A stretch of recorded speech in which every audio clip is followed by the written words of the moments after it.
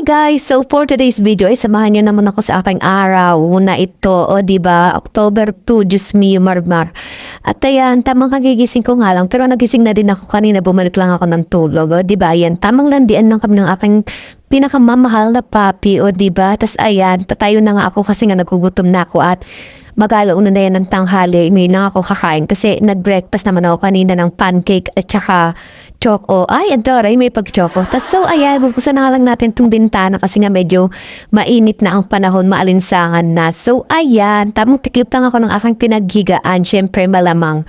At ayan, maglilinis lang ako dito sa kwarto kasi nga, kahapon ay lasing si Inday, busy sa pag-iinom, kaya ayan, hindi ako nakapaglinis dito. At saka, anong oras din ako natulog kagabi kasi nga, Diyos mio, marimar, umiikot ang paningin ko, umiikot ang mundo ko kasi nga lasing si person. Ayan.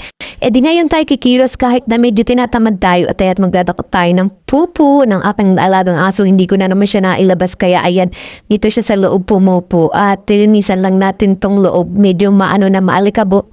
Tamad na tamad ang aking katawang lupa. Tumayo, Diyos mio, tamad na tamad. Ang sakit ng ulo kung may hangover ata ako.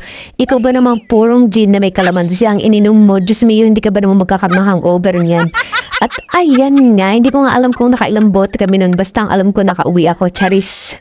Feeling strong ka, girl. Tas so ayan, tamang walis-walis lang ako. At kung mapapansin niyo ang kalat na yan, kinalat yan ng anak ko. Pinasok na sa ilalim ng kama yung mga balat ng Angel's Burger. Diyos mio, panuwa pa dito sa may basurahan. Ang dumi-dumi na nun eh.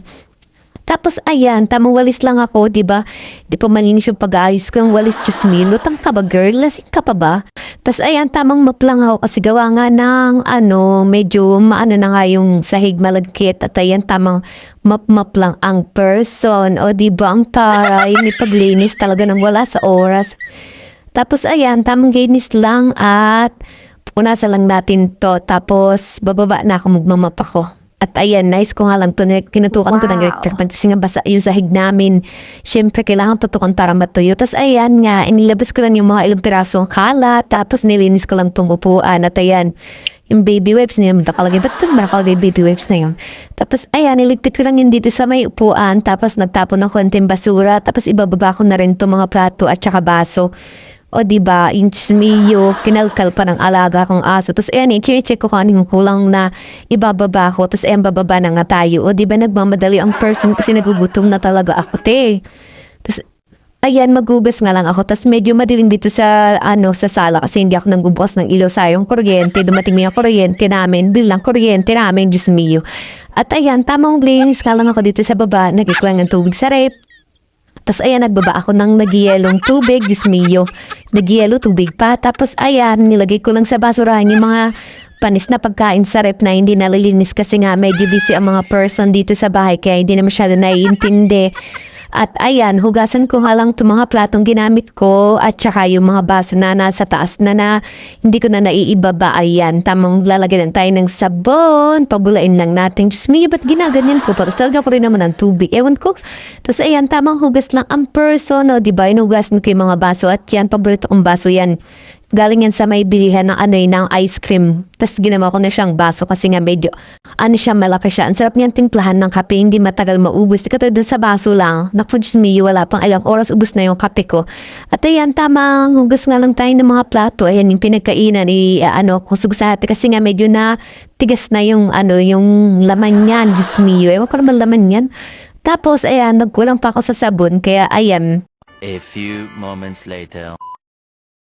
At ayan nga, nagbabalaw na nga ako dyan. Pinawas forward ko na yung video kasi nga gawa ng ang tagal ko magsabunte. Akala mo isang damakmak hinugasan ko pero ilang peraso lang yan. Tapos ayan, hindi bumaba yung tubig kasi nga may nakaharang na kalat doon sa labasan ng tubig. Tapos ayan, meron pa palang isang kutsarang natira, hindi ko napansin. Ay nako, lutang talaga ako ngayon for today's video talaga. Medyo may hangover ako. Tapos ayan, pagkatapos ko nga niya maghugas, mag-asikasa na ako ng aking pagkain. Ayan, nilagyan ko lang ng tubig to para lumamig at ilalagay natin sa rep yan. O, diba? Ayan na lang yung ilang piraso na lang nilagay namin ng tubig. Tapos, ayan nga, pagkatapos ko nga doon, ayan, mag-iinit nga tayo ng tubig. O, diba? Ang taray, mag-iinit tayo ng tubig kasi nga magkakape tayo.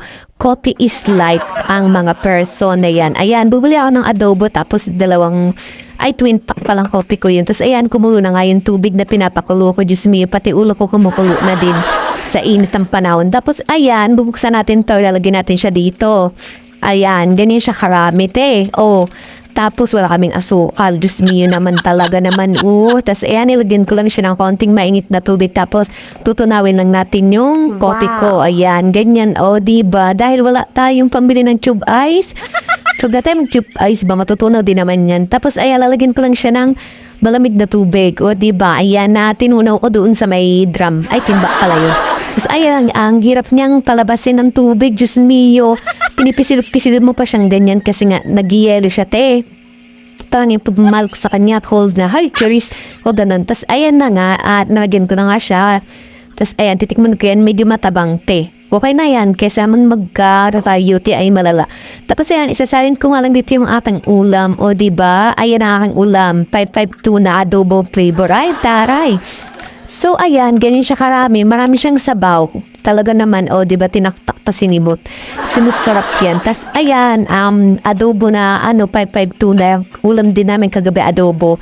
Puro na lang adobo, te. Pero isda naman yan. Tapos, ayan, mawala ko ng kanin. Konti lang yung kanain ko kasi medyo wala akong gana for today's video. Diba?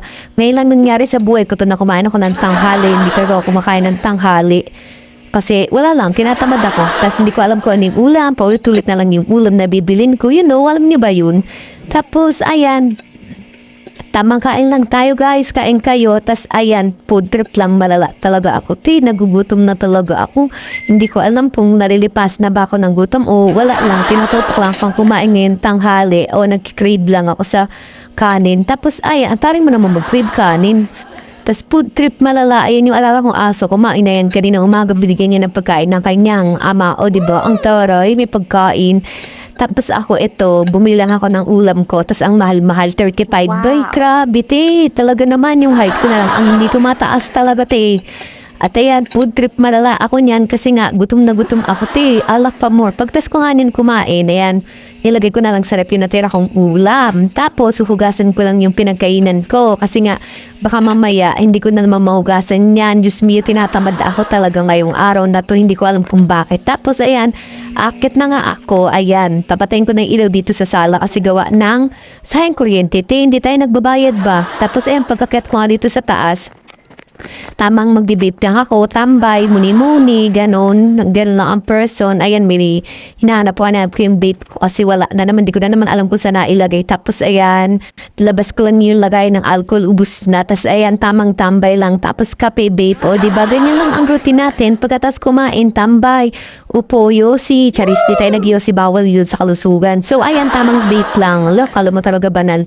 Bawal din yan vape, diba guys? Kaso wala, no choice eh. Sayang naman kung di ko gagamitin na yung mahal-mahal kaya niyan.